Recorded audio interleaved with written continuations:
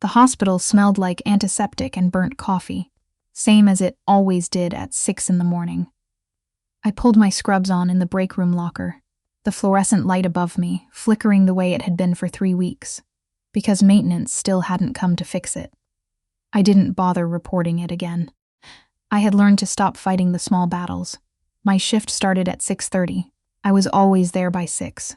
Not because I was dedicated, though I was, but because my daughter's school didn't open until 7:15, and the walk from the bus stop to Mercy General took exactly 22 minutes, which meant I had to leave our apartment on Crescent Street no later than 5:40, which meant waking Zoe at 5, which meant she cried the whole bus ride, and I spent the first hour of my shift feeling like the worst mother alive. She was 6. She deserved to sleep in. I kept telling myself things would get easier. I had been telling myself that for 2 years. I was a nurse in the cardiac care unit. I had worked at Mercy General for 4 years, the last 2, as the sole provider for me and Zoe after her father. I could barely bring myself to call him that anymore. Walked out, not dramatically. There was no big fight, no slammed doors. He just stopped coming home. And then one morning I woke up and his half of the closet was empty, and there was a note on the kitchen counter that said, "I'm sorry, I can't do this anymore." 7 words. After 5 years. I kept the note for a month. Then I burned it over the kitchen sink and watched the ashes go down the drain. The morning everything changed was a Tuesday in February. Zoe had cried less on the bus, a small mercy, and I had managed to get her settled with Mrs. Kowalski next door before my shift. I was checking charts at the nurse's station when the call came down from the ER. Trauma Bay 2, GSW to the shoulder, secondary laceration to the upper arm. Patient stable, transferring to cardiac for monitoring pending echo results. I didn't think anything of it. We got transfers from the ER all the time. What I didn't expect was to look up from the intake paperwork and see Lucas Vane being wheeled through the double doors on a gurney. I hadn't seen him in 8 years. He looked different. Of course he did. We were both different. But the difference on him was more than just time. He was broader, harder, the kind of man who moved through the world like he owned the floor beneath his feet. Even lying on a hospital gurney, with a bullet wound in his shoulder and dried blood on his collar, there was something about him that made the whole room feel smaller. He hadn't seen me yet. His eyes were on the ceiling, jaw set, the kind of controlled stillness that meant he was in pain, but refusing to show it. 2 men in dark suits stood at the foot of the gurney. They weren't family. I had been a nurse long enough to know what family looked like in a hospital hallway, and it wasn't that. "Room 4, I said to the orderly, keeping my voice flat, professional. "I'll be right in." I went to the supply closet instead and stood there for 30 seconds, with my hand pressed against the metal shelf, breathing. Lucas Vane. We had grown up on the same street in South Baltimore, back when that meant something different than it does now. We were 17 the first time he walked me home in the rain because my umbrella broke, and by the time we reached my front porch, we were both soaked through and laughing. And I think I fell in love with him somewhere between the 2nd block and the 3rd. We dated through the end of high school, through the beginning of community college, until his family situation got complicated in ways he wouldn't fully explain, and one night he showed up at my door and told me he had to leave. For how long, I had asked. He didn't answer. He kissed me instead, and it felt like a goodbye even then. I just didn't want to admit it. He was gone by morning. I didn't hear from him for 8 years. I composed myself and went into room 4. He saw me the moment I walked in. Something moved across his face. Surprise, then recognition, then something more complicated that settled into careful neutrality before I could read it properly. "Hey," he said. "Hey yourself." I pulled on gloves. "I'm going to need to check the dressing." The 2 men in suits shifted by the door. I glanced at them. "They can wait outside," I said. Lucas looked at them and gave a slight nod. They left without a word. No argument, no hesitation. I noted that. I worked quietly for a few minutes, checking the wound, adjusting the pressure dressing, noting his vitals on the tablet. He watched me the whole time. I could feel it without looking up. "You became a nurse," he said finally. "Cardiac care." I didn't look at him. "You got shot. Occupational hazard. Of what occupation?" He didn't answer. I looked up then. His expression was the same. as it had always been when he was deciding how much to tell me. Careful, measured, something held back just behind his eyes.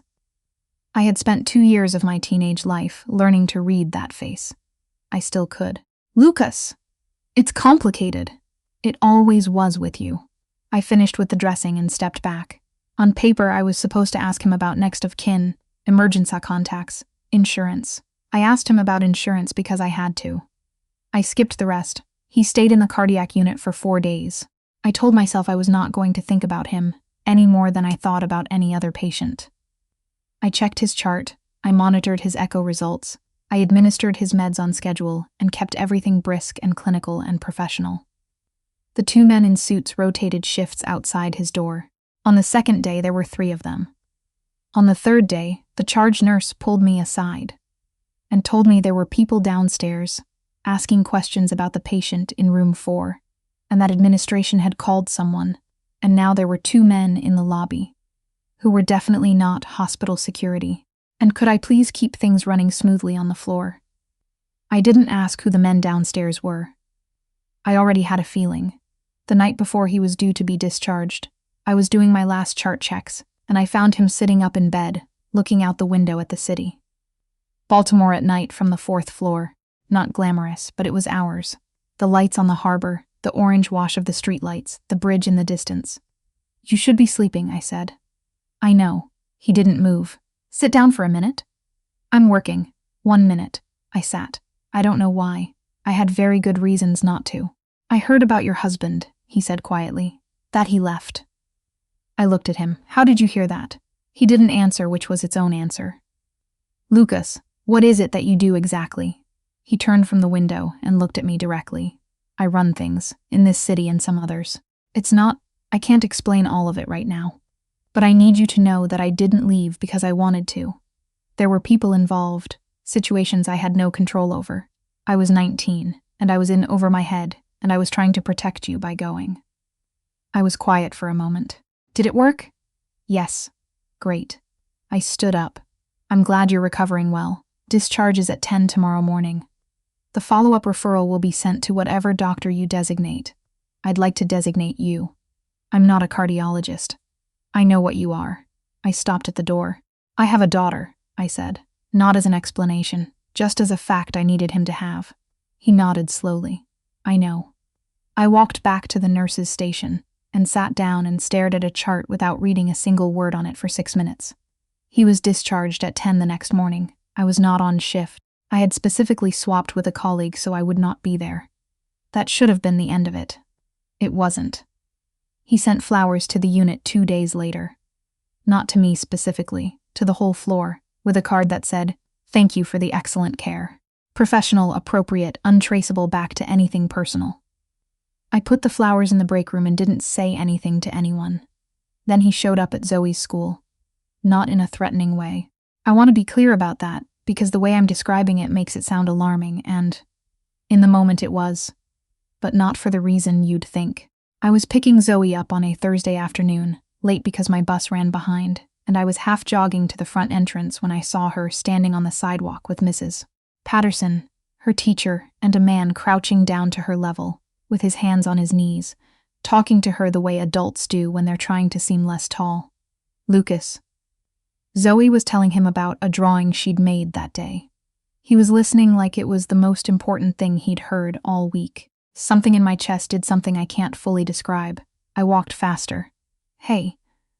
I came up beside Zoe and put my hand on her shoulder. She leaned into me automatically. Lucas straightened. I called the unit. They told me your shift ended at 3:30. So you came to my daughter's school. I needed to talk to you somewhere that wasn't the hospital. Mrs. Patterson excused herself with the practiced invisibility of a woman who had seen many school pickup situations more dramatic than this one. Zoe looked between us with the focused interest of a 6-year-old who knows something is happening, but not what. Baby, can you sit on the bench for 1 second? I pointed to the low wooden bench by the entrance. She went, dragging her backpack behind her. I turned to Lucas. You don't get to do this. I know. You don't get to just appear after 8 years and show up at. I know. He said it quietly, and the steadiness of it took some of the air out of my anger. I'm not here to take anything. I wanted to see you.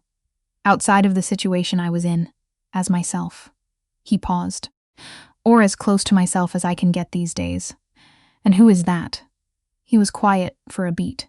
"Somebody who never stopped thinking about you. And who knows he has absolutely no right to say that."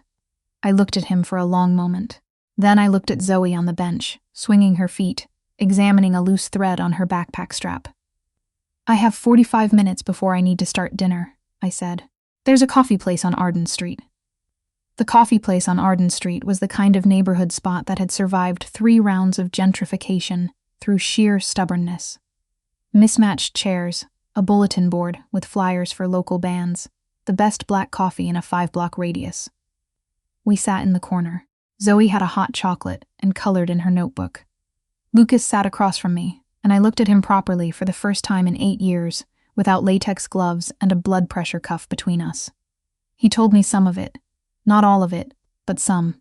His uncle's business connections. A debt that became a job, that became a structure he couldn't walk out of when he was 20. The kind of thing where you look up one day and you are something you never planned to be. He said the word organization several times and never said the other word. And I understood that was intentional and also that it didn't matter, because I wasn't naive about what an organization like his was. "Are you dangerous?" I asked. "Not to you." "That's not what I asked." He held my gaze. "Yes, in certain contexts to certain people. Not to you, not to anyone you love." I looked at Zoe. She was drawing a horse. She drew horses constantly. I had no idea where she got it from. "She doesn't need this in her life," I said. "I know. She's had enough instability. Her dad leaving. She's still adjusting. She's only 6. "I know." He was still looking at Zoe with an expression I couldn't place. Something careful. Something that looked almost like grief. "She looks like you." "Except for the nose," I said before I could stop myself. "She got my ex-husband's nose." The one useful thing he contributed. Lucas almost smiled. Almost. I went home that night and told myself that was it. I had given him coffee and 45 minutes, and now I was closing that chapter properly, the way I had never gotten to before. But here is the thing about chapters you don't close properly the first time. They have a way of refusing to stay shut. He texted 2 days later. "Just checking in," he said. I didn't respond for 6 hours. Then I did. We texted back and forth for a week before I admitted to myself that I was looking at my phone too often. He remembered things, small things I had mentioned once in passing, the way people do when they're actually listening. He asked about Zoe's horse drawings. He remembered that I took my coffee with oat milk because the hospital ran out of regular, and I'd mentioned it once in passing. 3 weeks after the coffee shop, my landlord told me the building had been sold. New ownership. The new owners were planning to convert to luxury condos, effective in 90 days. I needed to find a new place. In Baltimore, in February, with a 6-year-old and a nurse's salary. 90 days was not enough time. I did the math 3 different ways, and it came out the same every time. Even with overtime, I couldn't cover first month, last month, and deposit on a comparable unit in a safe school district before the deadline. My sister lived in Phoenix. My mother had remarried and moved to Florida.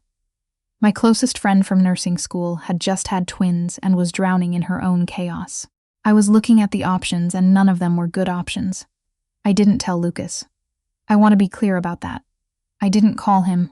I didn't text him the news. I did not reach out in any way that could be construed as asking for help. I was handling it the way I had always handled everything. Quietly, methodically, with a low-grade panic running underneath everything that I did not let Zoe see. He found out anyway. I still don't know exactly how. He told me later he'd noticed I had stopped texting as much and something felt off, and he, I don't know, did what he does, I suppose. Found out. He showed up at my door on a Saturday morning with 2 coffees from the place on Arden Street. Zoe was still in her pajamas watching cartoons. He handed me my coffee and said, "I heard about the building." I should have been angry. I think I was angry underneath everything. But I was also exhausted. And the coffee was the exact right temperature, and I was so tired of being the only one holding things together. "I'm handling it," I said. "I know you are. You always do." He stepped just inside the door, not further. "Can I help?" "No." "Okay." He didn't push. He sat down at the kitchen table. Somehow he had moved from the doorway to the chair, and I hadn't told him to, but I hadn't told him not to either.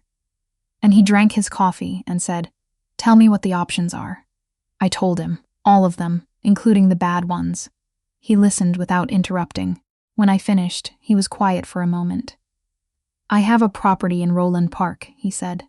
3 bedrooms, good school district, been sitting empty for 8 months. I'm not asking you to take anything from me. The rent would be at market rate, same as anywhere else. Your money, your terms, your name on the lease. I stared at him. "Lucas, it's a real offer, not a favor, not a gesture. I'm not trying to create a debt. You're asking me to live in a property you own. I'm offering you a market rate rental in a safe neighborhood with a good elementary school 2 blocks away." He held my gaze. If someone else had that listing on Zillow, you'd call about it today. I hated that he was right. I hated how much I hated it. Zoe wandered into the kitchen then, still in her horseprint pajamas, holding her stuffed rabbit by one ear. She stopped when she saw Lucas and looked at him with the frank assessment that only children and certain animals are capable of. "You're the man from my school," she said. "I am." "Mom was weird after that, Zuzi," I started. She wasn't eating her dinner weird, just quiet weird, like when she's thinking about stuff. Lucas looked at me with the ghost of something that in another life might have been a smile. I have that effect sometimes. Zoe seemed to accept this and climbed onto her chair at the kitchen table and started asking me for cereal. And I stood there in my kitchen with my coffee cooling in my hands, looking at the 2 of them at my table, and felt something shift in me that I had been holding very still for a very long time. I still said no to the house. That day, anyway. I thought about it for a week. I did the math again. I looked at listings. I called a property manager in Hampton and was quoted a figure that made me set the phone down and press my palms flat on the counter for a minute. Then I called Lucas. "Market rate," I said, when he picked up. "My name on the lease, no strings." "No strings," he said. "I'll have the paperwork drawn up. I need to see the paperwork before I sign anything." "Of course, and I need it reviewed by someone I choose, not anyone connected to you." There was a pause, and then, "That's smart, you should do that." I had a friend from my undergrad who had gone on to law school. She looked it over and called me back in 2 days. "It's completely clean," she said, sounding almost surprised. "Standard residential lease. I'd sign it." We moved in on March 15th. The house was more than I expected and less than I was afraid of. 3 bedrooms, old hardwood floors, a backyard with a maple tree that Zoe immediately decided was hers. The school 2 blocks away had a good music program and a librarian who knew every kid's name. My commute to Mercy General was 34 minutes door to door instead of 51. Lucas helped us move. Not his people, not a crew, just him, in jeans and a worn jacket, carrying boxes with Zoe supervising, and insisting that her box of horse toys go up first. He didn't make it into a big thing. He just helped. After Zoe was asleep that night, passed out in her new room surrounded by unpacked boxes, and already deeply at home, the way children are, I sat on the back porch steps with 2 glasses of water, and Lucas sat beside me, and we looked at the maple tree in the dark. "Thank you," I said. "I know I wasn't graceful about accepting." "You were exactly as graceful as the situation called for," he said. "You're a woman who built a whole life on her own. Having someone offer to help isn't comfortable." I looked at him. "Are you always this reasonable?" "No." He turned to look at me. "Honestly, no. Not usually." We sat there for a while without talking. The night was cold, but not unbearably so. In the maple tree, something, a bird maybe, rustled and went still.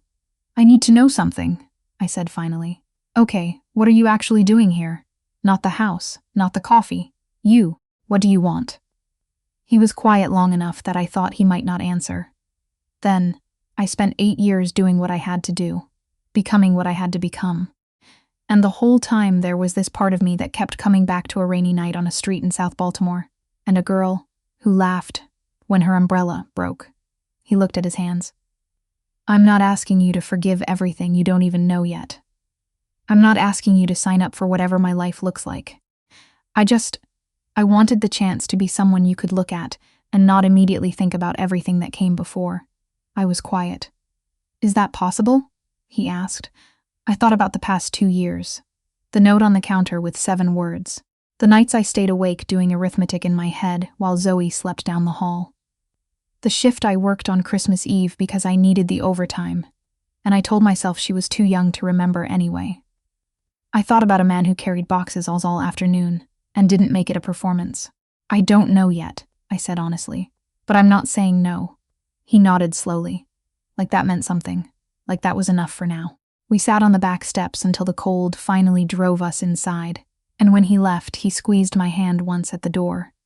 Not a demand, not a promise, just a touch.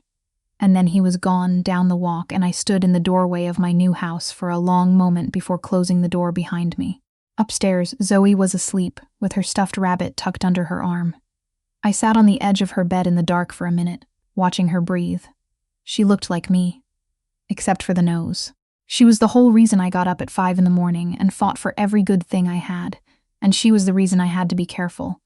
And she was also... I realized, sitting there in the dark in a house with a maple tree in the backyard, the reason I couldn't keep closing every door. Because she was going to grow up watching me. And I wanted her to see someone who knew the difference between being safe and being alone, and who was brave enough to tell the difference. I kissed her forehead without waking her. Then I went to my room and, for the first time in a long time, I slept all the way through the night.